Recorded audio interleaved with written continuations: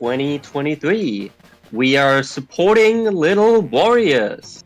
You can donate to them by typing !donate in chat. My name is Flora. I'm gonna be your host for the next few runs. And coming right up right now, we've got SMMidi with Nervous Brickdown. Take it away. Not that I'm having a breakdown in here. Thanks. Hey, I am SMMidi. I do a lot of different games, mainly recently DS games. And I've got a little game here, Nervous Brickdown. We're going to be playing just the bosses, skipping the main content, but we're still seeing the main functionality of each area. I'm going to open up arcade mode, move back to POW, which is our first boss, and I'll give a countdown. So 3, 2, 1, go. Okay, so we're starting off straight away, getting a collision with the boss. So this boss is a little bit annoying. Essentially, each boss is going to have a little mechanic that's different each time. This one is very important to do well at the beginning. We're trying to knock out as many pink crystals as possible because they're the ones that are going to attack us in this phase. So optimally, what we want is we want the ball to get stuck in the corner and get a bunch of hits. The only problem is that there's a little cooldown between each hit, so we can't just completely knock the boss out within 5 seconds. But it would still help if we could get that. We did manage to knock out 5 crystals there, I believe, so that's not too bad.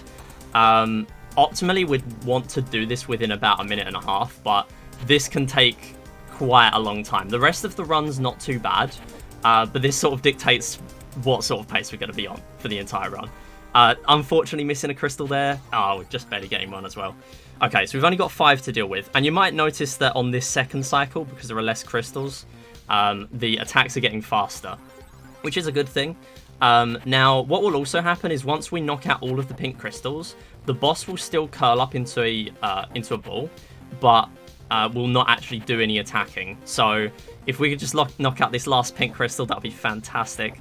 Now, you might notice that I do not have control. Oh, we just didn't get it. Oh, losing a life. That's fine.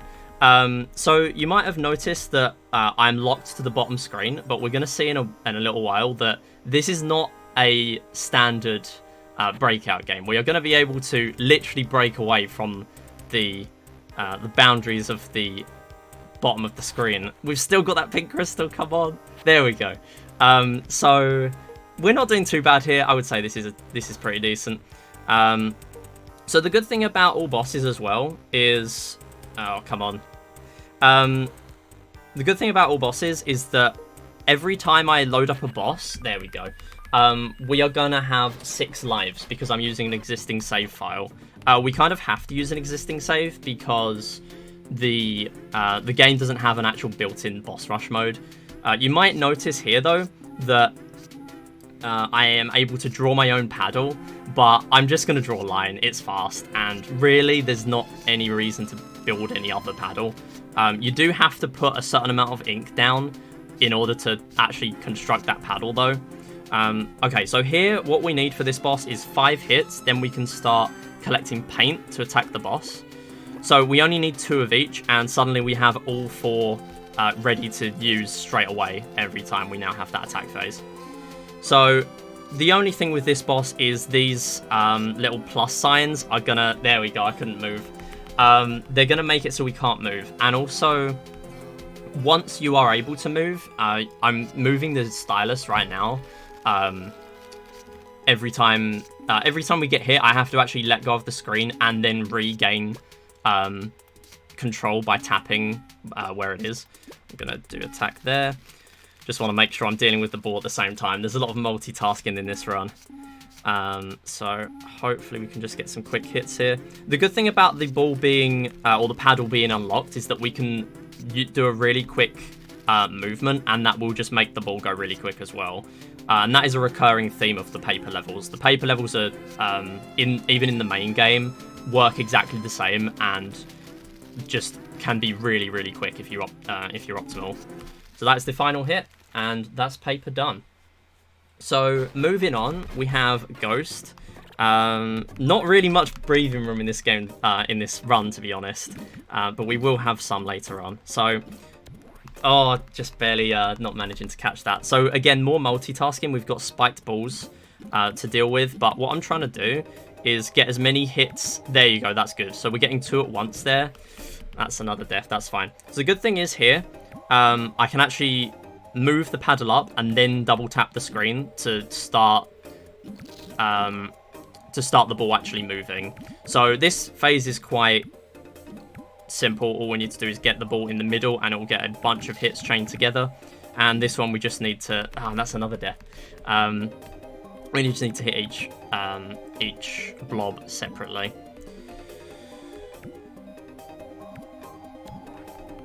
So the only thing that will happen if we do lose all of our hearts is we will have to redo this single boss, which is not the end of the world compared to playing full game runs. So if you do a full game run from a new file, you only have 5 lives, and if you lose all of them, you have to restart from checkpoint. So you can actually lose progress on 2 entire levels if that happened. Next up is water. So this is pretty slow. So what I'm trying to do again with the unlocked paddle is just make sure the ball doesn't take too long to come back down again in our control, because we obviously, it's the touchscreen, we can only move the paddle to the bottom half of the screen because it's the DS. So I'm just trying to... Oh, that's unfortunate. So water levels are just really slow, and this is the same in the main levels too. For that first phase, we do need to hit all of the octopuses, otherwise we're not going to be able to move on. You can get stuck there for quite some time. This one we're not going to need all of them, so we're just trying to chain together a bunch of hits. There you go, that's pretty good. Now, the other thing, the only way we can actually lose a life here is, again, if the ball falls off the stage and if we get hit by one of the glowing tentacles by the boss. So I'm just trying to move out of the way of them each time, otherwise I'm going to get fried. So another interesting thing with this level, not that I can do much about it, is that the tentacles actually have collision, and we're done. So the tentacles having collision kind of made it so I couldn't really get a very quick hit there. Now, volume warning, sorry, I was a bit late on that. This is the speed boss. Now, I promise on the actual soundtrack, it sounds a lot better than this, but the DS compression just didn't like this boss. So this is by far the loudest one in here, but all we need to do here is hit all of the pieces of the boss's face with the laser. The only problem is speed is locked to the bottom, and this is fairly RNG, or at least it feels like RNG, this level. A lot of these triangles or I guess polygons on the boss, barely getting a hit there. A lot of them are quite small, so we kind of want to take those out quite early, because a lot of the time we're going to be left with them at the end. There's one of the small ones gone. So similar thing to the power boss, we actually do have a cooldown of how often we can get hits, so it's not possible to just complete the boss extremely quickly. So in the actual speed main levels, the laser does get faster, and it gets kind of even difficult to track. Unless you grab a power-up which slows it down. Obviously, if we're doing it as an optimal IL, we wouldn't be grabbing the slowing down power-ups, we'd just be completing the level. But it gets extremely fast. This is just a fixed speed, unfortunately. But if we were dealing with main levels, then we would see exactly what that meant. We are kind of a little bit stuck here. What I'm trying to do is hit the laser sometimes with the corner of the paddle. There we go. That's the only real way in speed levels to change where... Oh, that's a death. To actually change where the laser is going. Good thing about a death, though, is that I can have control of where the laser starts off, so we can get a nice, easy hit, as long as I don't miss. Right at the beginning there. Just barely missing that one. So we don't actually need to grab all of these crystals, it just makes it easier for us to avoid the spikes on the touchscreen. And that's the boss done. So coming up, we have Switch. Now, this is another one that's a little different to the main levels. This can either take me several minutes or several seconds. So, obviously, we know what we're hoping for. But this one... Oh, come on. So, we want to make all of the rows change to the same colour. And it's kind of similar to the main levels in that there are different colours we need to deal with. In that case, though, it is the color of the ball changes based on the colored bricks you hit. That's a pretty good boss fight. I lost a minute there in my PB, so thankfully we're not losing nearly as much time this time around. But that one can be brutal. That is a big run killer alongside Pow, I would say.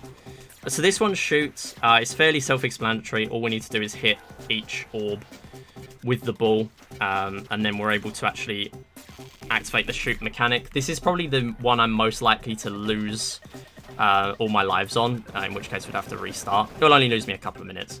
But I would say this is probably a good time for any messages, if we have any at all. Well, certainly, we always have some messages. For example, why don't we talk about a little bit about what we have coming up? For example, we've got coming up the Stardew Valley Boiler Room NDE run, and if we raise just $9 more towards an incentive regarding this run, we will get a bonus run, a Crafts Room NDE bonus run, and I am sure you all want to see that. So that's only $9 more towards that. So definitely something that you want to take a look at. But also coming up later, we have the Rolled Out run. That is, let me just check the schedule real quick. That is later this evening, if you're in a European time zone. That is later this evening, so there's still some time for that, but we have a character bit war for that. And currently there is no money raised at all yet for this character bit war. And let me tell you what you've got the options for. You've got the options between Morris the Red, Snowcone the Chicken, Chartreuse the Giraffe. I am sorry for all the French people. Guava the Koala, Flotsam the Axolotl, or Rock the Field Unit. Yes, that is correct. Rock the Field Unit. So yeah, if you are interested in that, then please consider donating, because all your money goes to Little Warriors. They're a great charity, and yeah. Having said that, back to you, Midi. So yeah, what we saw there, it was the curve boss. It's fairly self-explanatory. We have the stars being thrown at us. It's a little bit RNG with the pachinko board going on there, but as long as we're able to get all 3 hits, it's pretty much an auto-scroller, so not too bad there. Already getting a death. You know what, I think I might restart just to make sure I don't game over this one. So yeah, another interesting France fact, by the way. This game was made by French devs, I'm fairly sure. I believe it was one of their first games. I think they made a few games for the DS. But yeah, so we've got this boss now, and this one is also fairly difficult to control with the paddles being locked again. Okay, that was difficult. So the good thing about a death is that we are able to then position the paddles, both of them, into a much more favourable position. So this one's a little different though. We only get 4 lives here, and that's a theme on all of the retro levels. Retro levels are also the hardest ones, so not only did they make them harder, they made it so you have less lives, which is, of course, is excellent. But here we also need to be doing the jumping as well, if the 3D effect is spawning in on the bottom or the middle. Now, the only control you have on the retro levels is the ball going at a different angle again. And if I hit it with the corner of the paddle, then that effect will essentially happen. So I'm going to do one of each there, just to split them up a little bit. We do still have 2 lives to lose, so that might be helpful, just to give that a go, if we're not getting anywhere. But after this boss, we do have the last one, and then that will be time coming up. So that is retro done, and that is the this one's literally called The End. So here we have 3 bricks to break, and I missed. That loses a surprising amount of time, because of course having control of this one, you can just hit all 3 really quickly. So there are quite a few phases for this one, about 7 or 8 I believe, and each time we're going to need to get rid of all of the health in the top left corner. That's also how timing is going to end, but I'll explain that when we get there. So not only does the weapon of choice on these levels... Oh, losing a life already. Not only does the weapon of choice make a difference to the HP, but also the ball can sometimes take some HP away. So I'm going to try to have both going on at the same time. Most of the time we just want the ball to be away from the bottom of the screen. This one revolves around the ball though, so if I fire really hard into the boss, we're going to get a lot of hits at once. So both of those... Wow, I've never had that. I've never had 4 or 5. I've had 2s and 3s, but not that. That's something. Anyway, that's literally never happened.